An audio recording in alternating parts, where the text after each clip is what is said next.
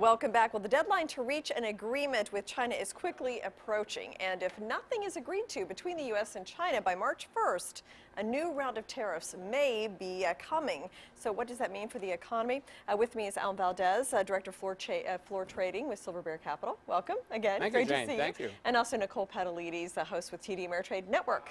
So great to have you guys. So let's start with, it's been a year, really, almost exactly a year since these tariffs started to come up. President Trump proposed them. We've kind of gone back and forth, China and the U.S. I mean, how do you see this? Are investors kind of shrugging this off? We've got the Dow near record highs. Both of you want to chime in on that? I think that every time you start to hear that the U.S. and China are talking and negotiating, the market moves higher. The market likes to know that there's open communication between the two countries. The two presidents made a truce in December when they were in Argentina about waiting this out, and now we're hearing President Trump saying a possible delay may be okay, as opposed to instituting those higher tariffs going from 10% to 25% on March 1st, as you noted, Jane. So the idea that they are talking and that they are likely to have a meeting between the two of them in mid-March has brought optimism to the market. And that's why we've seen the recent run-up, at least in part, some of the run-up that we've seen in the market. Alan, what do you think? Yeah, I agree 100%. And you know, the market hates uncertainty, so we'd love to see this thing resolved.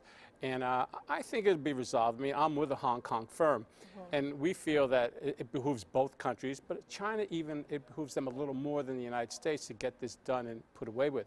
But that said, I could see it lasting a little longer here, but I think it's going to really speed up depending on where the earnings go next quarter.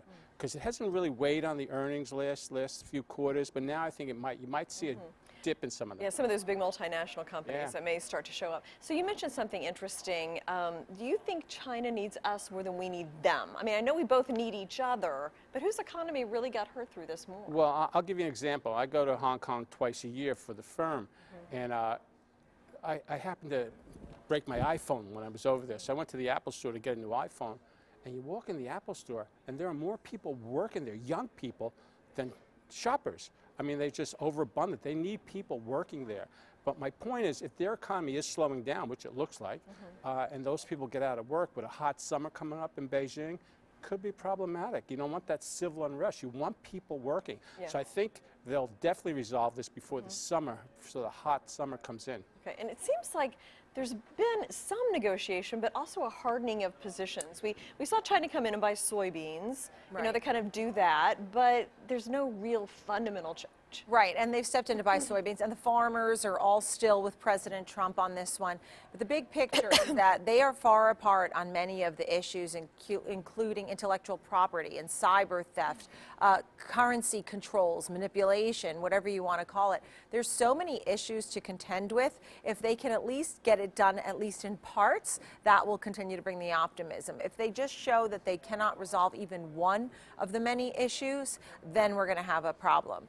Also, the other thing is that tariffs, retaliatory tariffs, could ultimately hurt the United States as well for jobs. If those tariffs continue to rise, that's the type of thing that could hurt our economy as well. But for the meantime, for the time being right now, China is the one that's having the problem, and we've seen the slowing in their economy. We've seen the slower purchases of iPhones, and they've had to inject liquidity into their economy in order to boost it up. And the messages that they're feeding the people are also jaded. So you mentioned tech, and that is a very thorny issue. Artificial intelligence, 5G, is China stealing U.S. tech? Are they coming into universities and getting technology before patents are actually issued? I mean, what's your take on that? I mean, you go over there, will that ever be resolved? I mean, it has to be, right, at some point? You would think it would be, but it's going to be very tough to resolve some of these.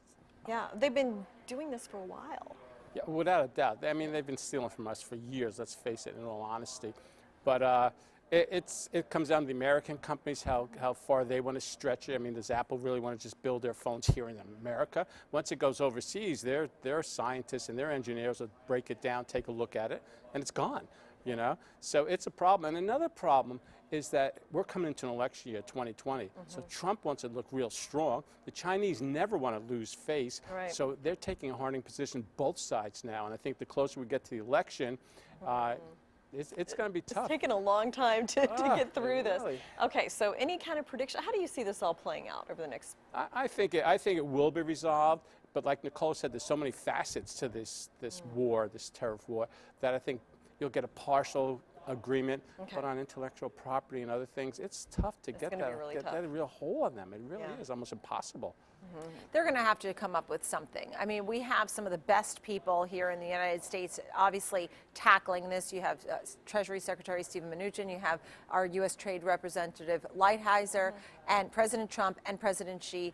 These are the people that are discussing this. They're going to come up with something, and it will be a step-by-step. As long as they continue to have open communication, that will continue to help us here at home, both economically and also in the stock market as well. So what we've been seeing in the stock market after a horrid December Oh, yeah. 24th, what a great January we've had, and we've had a decent start, a good week in February, so we'll see if we can continue that. We got Here at China- home and the China story, there's a lot of headlines, and this has been a headline-driven market. Right, and the Fed, which is a whole other story, but we'll deal with that for another panel. So thank you, Nicole and Alan, very much for Thanks, coming. Jane. Thanks, Jane. And thank you as well for joining us. We'll be right back.